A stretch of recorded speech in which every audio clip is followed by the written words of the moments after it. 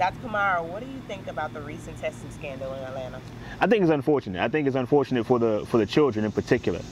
And we see these scandals, these cheating scandals happening all over the country. I think that one of the last ones I heard about was in Houston, the teachers making sure that the children passed the test. And I had a friend of mine who actually told me here in New Orleans that when she was in elementary school, the teacher just gave them the answers.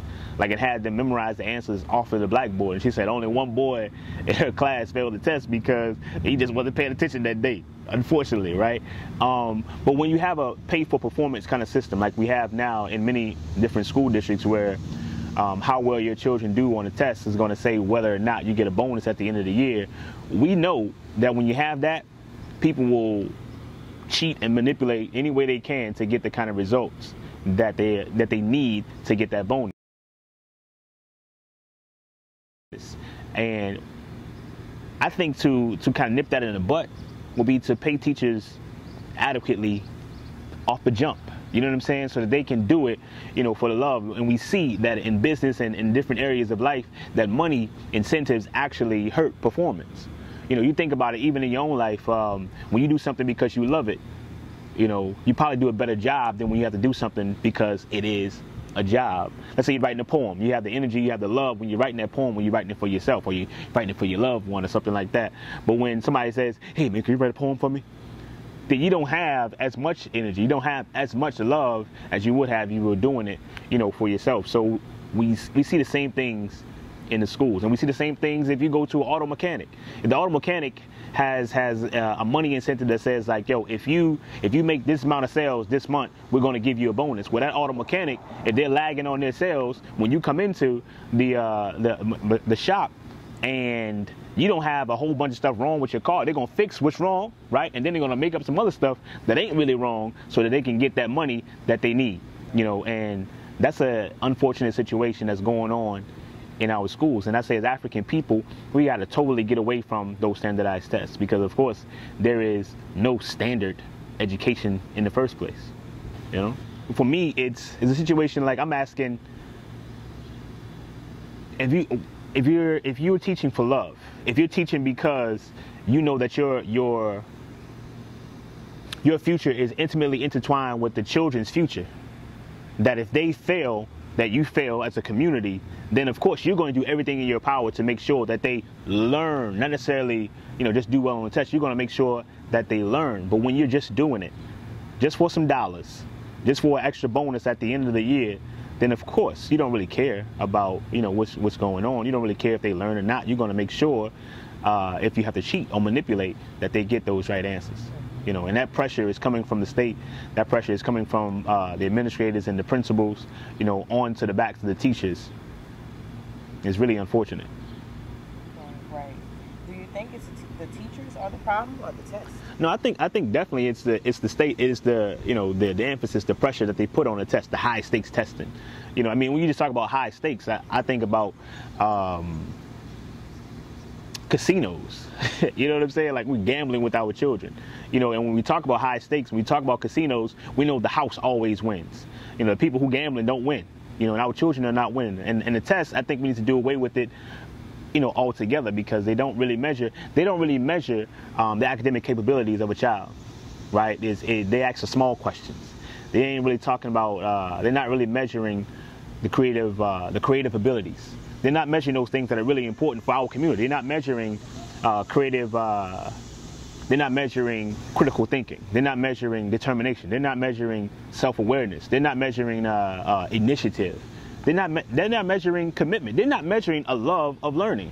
You dig what I'm saying? And then we see that our children, even when they pass these tests, even when they get out of these public school systems, they are not lovers of learning. I mean, they in high school and middle school and elementary school and even on to college, as I teach on the college level as well, children are not there to learn. They're asking you the question, is this going to be on a test? For African people, is that the kind of people that we need, in our community? We need some folks who love learning. We need some folks who understand that, okay, if I make a mistake, it's all right. I can keep on going till I find a solution to this problem, because we have some problems in our community that need to be solved. And just saying that your child passed this test is not going to help us, solve our problems. And I think we understand, or we should understand, that academic achievement does not equal intelligence, because we got a whole bunch of Negroes in our community who are actually achieving with their degrees and their MBA degrees and all that kind of stuff, but we don't have the businesses in our community that we need, right? So if they are academically proficient, then why aren't they intelligent enough to build for themselves? But also, I mean, these focus on these tests and the knowledge on these tests is not relevant to our situation in life. You dig what I'm saying? I mean, it doesn't really matter to students. Children don't get up in the morning saying, you know what, I'm going to help Louisiana or California or Carolina or wherever the hell you at. You know what I'm saying? They don't wake up saying, I'm going to make this school's test scores better. That's not motivating our children. You know, we need to motivate our children through teaching them through their interests, right? And having them explore the things that they love and making sure that they have a knowledge of themselves. At the Kamali Academy, we bequeath to our children, you know, two things: roots and wings. They must be rooted in who they are, but also understand that they can fly as high as they want to. So, Dr. Kumar, what is your solution to the problem that we're having?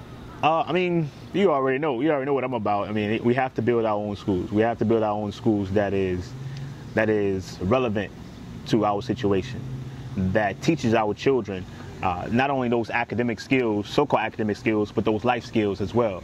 You know, because we have people who are very smart, right? We have people who are very smart, but they don't have the wherewithal to understand how to work with other people, right? They don't have the knowledge of themselves. They don't know what it means to be a man or what it means to be a woman, right? What it means to be a community, right? So they don't have those things. So in our schools, we must make sure that our children get those things. If not, we are failing them. If they are not learning how to solve their problems, then they're being miseducated. And we must make sure that our children are actually educated, right? Which means only to pull forth from within them what is already there, right? And so we can teach them, again, through their interests. On a whole, I don't think we need standardization in education. What we need really is customization. You know, think about how can we customize our education for our situation right now in the United States of America. And if we're not doing that, then we're not doing enough, right? It's about, oh, here it is. It's about, this just came to me, it's crazy. It's not about standardization, it's about customization. And it's about the Africanization of our curriculum and of our schools and Africanization of our minds. And if we do that, then I think we'll be in a lot better position in our society, right? I think we'll be in a lot better position to solve our problems.